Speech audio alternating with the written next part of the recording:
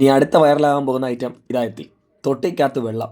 കൈതിയിൽ കാർത്തിക് തൊട്ടിയും പിടിച്ചുകൊണ്ട് ബിരിയാണി കൊണ്ട് വന്നൊരു പോക്കുണ്ട്. അതുപോലെ ദേ ഈ കാണുന്നൊരു വെള്ളം കുടിക്കാൻ വന്നതാണ്. സംഭവം ഒരു പുതുമ തന്നെയാണ്. കുടിക്കാൻ ടേസ്റ്റ് ഉണ്ടോയെന്ന് ചോദിച്ചു കഴിഞ്ഞാൽ അതുമുണ്ട്. എന്തായാലും ഒരു വെറൈറ്റി അനുഭവം തന്നെയാണ് ഈ ഒരു കാണുന്ന സാധനം. കുറച്ചധികം ഫ്രൂട്ട്സ് എടുത്ത് മിക്സ് ചെയ്ത് കസ്കസും മധുരവും ഒക്കെ മിക്സാക്കി വെച്ചിട്ട് അവരുടെ പ്രത്യേക ഒരു കൂട്ടും കൂടി ഇതിനകത്ത് ആഡ് ചെയ്തിട്ട് ഓൾറെഡി അവിടെ വെച്ചിരിക്കും.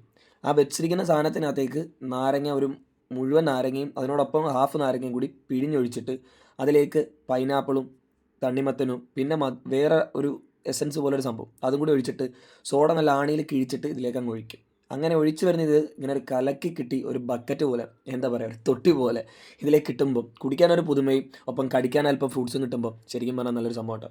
കാണാനും അടിപൊളിയാണ്, മേക്കിംഗ് അടിപൊളിയാണ്, ഒപ്പം എന്താ പറയുക കുടിക്കാനും നല്ല ടേസ്റ്റ് ഉണ്ട്. എന്തായാലും സ്പോട്ട് ഇഷ്ടപ്പെട്ടു.